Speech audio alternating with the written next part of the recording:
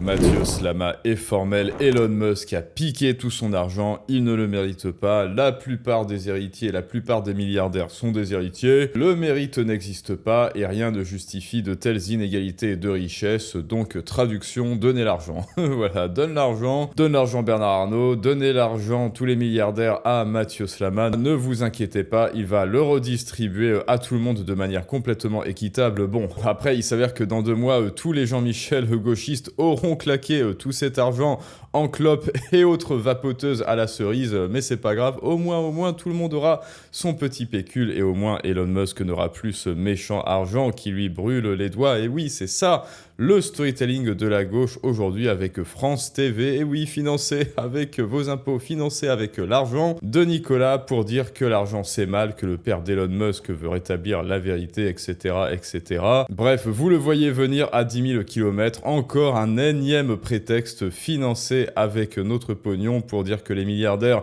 sont des gros méchants et qu'ils mentent et qu'ils trichent et qu'ils volent. Bien sûr, c'est ça le paradigme franco-français. Alors allons-y les amis, petit storytelling du monde moderne, comment vos geôliers vous font passer des vessies pour des lanternes et comment Mathieu Lama vous fait passer le racket pour du partage et de la solidarité, l'enfer pour le paradis, et on voit ça ensemble tout de suite. Le père d'Elon Musk veut rétablir la vérité, bah oui, parce que son fils a menti, bien sûr, son fils n'est pas parti de rien, non. Contrairement à ce qu'il prétend depuis plusieurs années, Elon Musk, la conquête du pouvoir en 80 000 tweets, une enquête de la fabrique du mensonge, sacrée enquête de France TV, certainement avec aucun mensonge, parce que rappelez-vous, c'est le verbe performatif, vous accusez les autres du mensonge, la fabrique du mensonge, alors par contraposé, par contraste, vous dites la vérité, naturellement. Allez, on regarde. Nous avions tout, il ne restait plus rien à acheter. Nous possédions tout ce qu'il était possible d'acheter. Rolls-Royce décapotable. C'est la voiture avec laquelle ils allaient tous les jours à l'école. Ils me disaient, gare-toi plus loin, s'il te plaît. Là, c'est en Grèce. Là, c'est Elon dans l'un de nos yachts. La famille faisait partie de la classe moyenne, supérieure, voire aisée. Sur Twitter, Elon Musk raconte une autre enfance, comme pour garder la main sur son histoire. J'ai grandi dans une famille dont le revenu était faible, et on a évolué vers la classe moyenne supérieure. Elon Musk est né à Pretoria, la capitale de l'Afrique du Sud, en 1971. Frères et sœurs vivent une enfance privilégiée, derrière les murs de cette maison cossue. Dans un pays déchiré par l'apartheid. Ok, bon, dans un pays déchiré par l'apartheid, du coup, ça n'est pas vraiment à l'avantage d'Elon Musk, il a bien fait de partir, non, bref. Il y a plusieurs contradictions dans ce discours, alors on va revoir ça, hein. Son fils n'est pas parti de rien, bon comme on le dit, qui est réellement parti de rien, parce que considérons, allez, admettons que Elon Musk, que le père d'Elon Musk ici présent, ait donné à Elon pour partir aux États-Unis, allez, $1 million, hein, on va supposer ça, et bien comment cela se fait que Elon Musk l'ait transformé en 250 milliards de dollars. De 1 million de dollars à 250 milliards, moi j'appelle ça partir de rien. Mais bon, bref, on va revoir ça alors. Elon Musk a menti sur ses origines sociales. Et après, on va voir ce qu'en dit Mathieu Lama. Nous avions tout, il ne restait plus rien à acheter. Nous possédions tout ce qu'il était possible d'acheter. Bon, alors, celui qui dit ça, normalement, c'est au moins, comment est-ce qu'il s'appelle, les banquiers Rothschild, voilà, ou alors un magnat du pétrole, c'est-à-dire nous avions acheté tout ce qui était possible d'acheter dans la région. Il n'y a qu'un magnat du pétrole, ou alors de l'immobilier, peut-être qu'il avait un parc immobilier, je ne sais pas, mais le père d'Elon Musk, qu'est-ce qu'il avait au juste? Qu'est-ce qu'il a possédé? Qu'est-ce qu'il a acheté? Et qu'il possédait tout alors qu'il était de classe moyenne. Là déjà il y a une contradiction, il se disait de classe moyenne et il nous dit ensuite à nous le public de manière très directe, on possédait tout, il était impossible d'acheter autre chose, alors tu n'es pas de classe moyenne, tu es déjà un milliardaire, tu es un maniaque quoi, tu es un possédant. Rolls-Royce décapotable.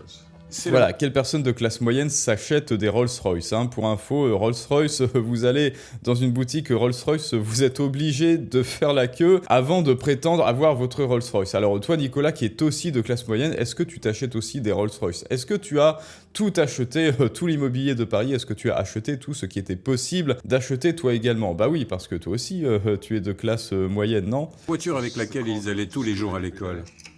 Il me disait, garde-toi plus loin, s'il te plaît. Alors pourquoi est-ce que Elon Musk voulait que son père se gare plus loin avec la Rolls-Royce? Est-ce qu'il avait honte? Est-ce que c'était une honte? Bon là peut-être que c'est de manière historique, peut-être que dans le sud de l'Afrique c'était une honte de se pointer au lycée avec une Rolls-Royce, je n'en sais rien, ou alors peut-être que Elon c'est un petit peu Eren Yeager, vous savez pour ceux qui en arrivent, peut-être qu'il savait déjà qu'il allait devenir milliardaire et donc il y a son...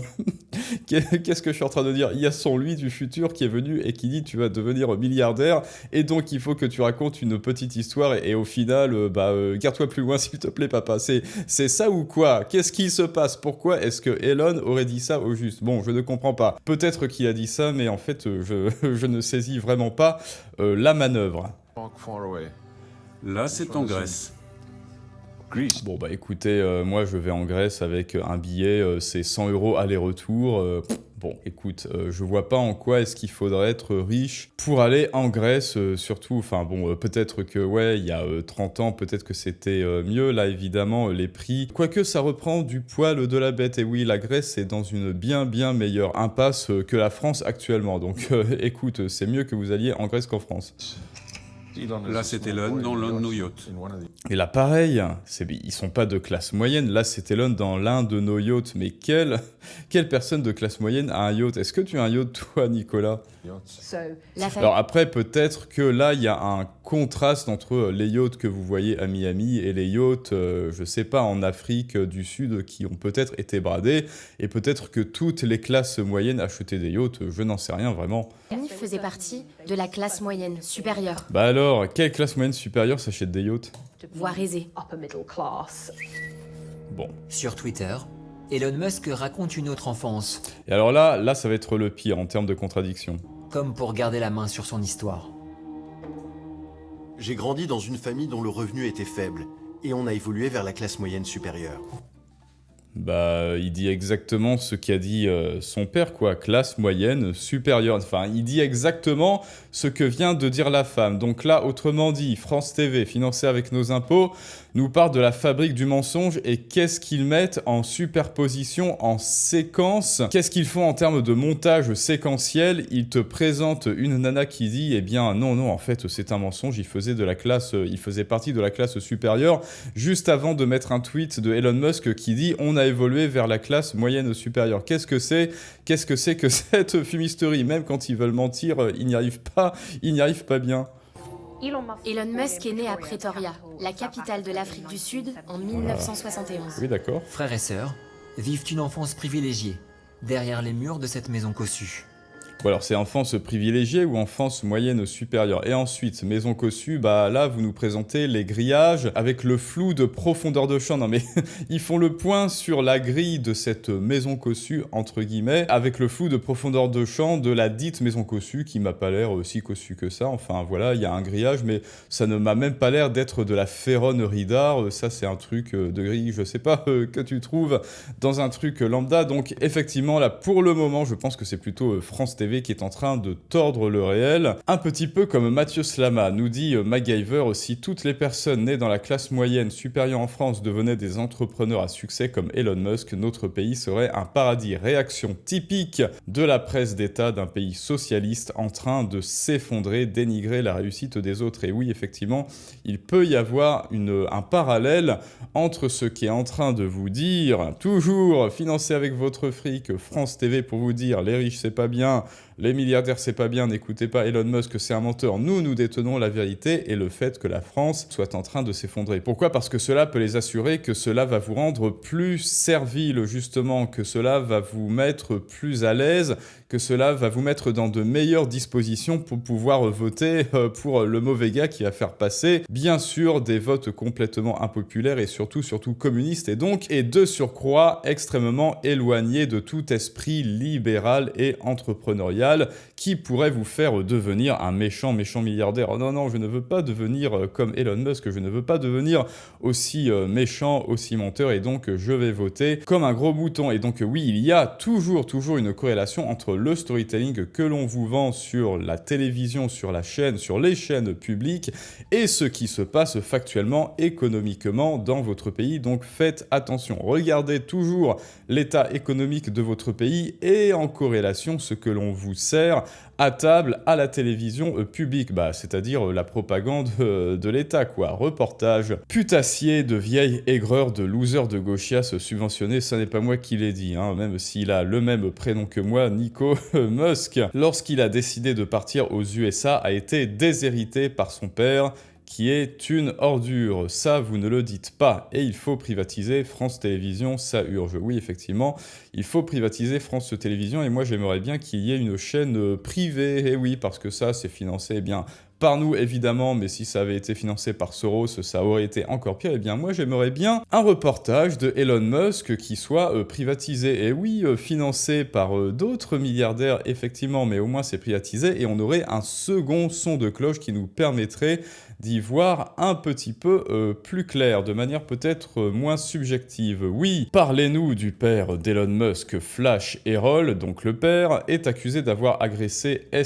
sexuellement ses enfants et beaux-enfants. Ah ça, je ne le savais pas. Mais hélas, Serfia et David, ça c'est ce que l'on appelle un hareng rouge, parce que ça n'a rien à voir. Alors si, ça aurait pu participer au fait que Elon Musk se soit enfui, mais c'est tout de même un autre sujet. Il aurait notamment touché sa belle-fille, blablabla. Ok, c'est donc à prendre dans l'équation. Il est où le mensonge du coup? Il a bien dit qu'ils sont passés dans la classe moyenne supérieure, donc oui, vous puez le seum, c'est plutôt culotté, la fabrique du mensonge, etc., etc. On sent clairement ces derniers temps une dérive de France 2, ça pue la propagande antinationaliste, que ce soit contre Trump, Musk, les mouvements de protestation, c'est grotesque et pitoyable. Et ça, c'est ce que l'on a dit. Et maintenant, Mathieu Slama, qui nous dit que ce petit reportage, on va peut-être, dites-le moi si ça vous intéresse, de regarder un petit peu plus de ce reportage pour une autre vidéo, une bonne occasion de rappeler que la plupart des milliardaires sont des méchants héritiers, que le mérite n'existe pas et que rien ne justifie de telles inégalités de richesse. Bon bah là, voilà, comme on l'a dit, traduction, donner l'argent, tout tort que tu détiens est un péché qui te retient, et moi, Mathieu Skippy, je vais te délivrer de tes péchés vers un nouvel âge réminiscent communiste. Effectivement, en touchant tout ça, il allait forcément monter de 150 milliards, révolutionner le monde automobile et détrôner la NASA. Bah oui, voilà, moi pareil. Si j'étais parti aux États-Unis avec un père comme celui d'Elon Musk, avec pour seul capital, semble-t-il, une Rolex, que j'aurais vendu en fait, hein, parce que l'argent d'aujourd'hui vaut plus cher que l'argent de demain, et bien oui, bien sûr, tout le monde aurait monté SpaceX, Tesla, et aurait fini avec 250 milliards, bien sûr. Donc petit debunking, regardez, son père Elon Musk a fourni un investissement initial de 28 000 $, c'est-à-dire environ 20 000 $ ajustés à l'inflation pour lancer Zip2, la première société d'Elon. Ok, cela n'est pas un héritage au sens strict, mais plutôt un prêt ou un soutien financier précoce. Des estimations évoquent un héritage modeste potentiel de 10 000 à 28 000 $ de son père. C'est effectivement modeste. Là, on est très loin du million ou du milliard. Donc, il semble que Elon Musk ne soit pas milliardaire et que non, Elon Musk n'ait hérité d'absolument rien, à part quelques petits pesos, mais sans confirmation ni preuve formelle. Elon a aussi affirmé avoir financé les études et le déménagement aux États-Unis. Bah ça, c'est très gentil, mais en même temps, je ne comprends pas comment est-ce qu'on peut être jaloux de ça. Alors ok qu'il y ait des envieux, c'est trop bien, merde, quel enfoiré, il lui a financé ses études, il lui a donné 10 000 $ ou 20 000 $, etc. Mais oui, mais il y aura toujours des gens mieux lotis et moins bien nantis que vous. Il faut arrêter cette jalousie. Oui, la vie est injuste, il y a des gens, vous ne pouvez pas arrêtez les gens qui auront un héritage. Vous ne pouvez pas dire aux parents de ces gens, arrêtez de donner votre héritage à vos enfants et à votre famille proche. Pourquoi? Pas parce que depuis des millénaires, c'est ancré en nous-mêmes, c'est ancré dans notre ADN, ce sentiment même, cette volonté d'héritage, de léguer quelque chose, que cela soit matériel ou immatériel, d'abord à notre famille proche et ensuite peut-être à la communauté, à la société, mais vous n'avez pas à exiger des autres de vous donner leur argent à vous, juste à vous, Skippy, là, Mathieu Skippy, à la place de leurs enfants. Non, oui, il y a des enfants qui vont démarrer la vie avec un petit pécule et vous devriez être content pour eux. Voilà, c'est tant mieux pour eux. Après, la chose qu'il faudrait regarder, c'est est-ce qu'ils en seront dignes, mais la plupart du temps, les parents qui ont donné ce petit pécule, ils ont eu l'intelligence financière de développer ce patrimoine et donc ils vont transmettre cette intelligence financière et les compétences en économie et en finance pour que leurs enfants, pour que leurs familles proches, pour que leurs héritiers puissent également gérer, faire preuve de compétences dans la gestion de ce pécule, de ce patrimoine. Bon, au contraire des petits bobos gauchistes qui, eux, ont l'argent de papa-maman dans le 16e de Paris et qui n'en font rien à part rouler des clopes et boire des 8-6. Mais ça c'est une autre histoire, effectivement. Mais en tout cas, les parents qui sont intelligents et qui fournissent cet héritage à leurs enfants, ils ont aussi l'intelligence de leur fournir l'autre héritage qui est immatériel, qui est culturel, qui est la culture financière. Et je vous invite, dès maintenant, vous, à développer votre propre culture financière. Et vous le savez, cela commence par investir un petit pécule dans votre portefeuille Affluera, dont on a déjà parlé, bien sûr, en vidéo. Et on va continuer avec une masterclass. Et pour recevoir cette masterclass, cette petite vidéo pour continuer le travail dans les ETF, dans les CTO, les comptes titres ordinaires et la blockchain, avec les stablecoins, le Bitcoin, etc., il faut vous inscrire avec le lien en description et en commentaire. N'hésitez pas non plus à rejoindre le canal Telegram, bien sûr. Plus on est de fous, plus on rit. Et 1 euro, rappelez-vous, 1 euro investi tout d'abord dans vos compétences et dans votre intelligence financière, c'est 1000% et même plus de retour sur investissement. Et ensuite, 1 autre euro investi dans un portefeuille Affluera, dans un portefeuille d'actions et sur la blockchain, c'est 1 euro que ne pourra pas vous prendre ni Skippy, ni Mathieu Slama, ni France Télévisions, et ni Gros Larcher, et ni Brigitte, et ni sa femme Emmanuelle pour lui acheter des perruques. Et donc vous devez passer à l'action dès maintenant. Ça se fait avec les liens en description et en commentaire. Et maintenant, dites-moi ce que vous pensez de tout cela, les amis. Est-ce que Elon Musk est un méchant milliardaire? Est-ce qu'il mérite son argent, ou est-ce que Mathieu Slama devrait tout lui prendre pour tout redistribuer à Karim et à Bernard et Chantal en Puy d'Or, et à Jean-Baptiste Urbain gauchiste, bien sûr. Et je vous dis à tous à très bientôt pour un prochain storytelling du monde moderne, mais ça, c'est une autre histoire.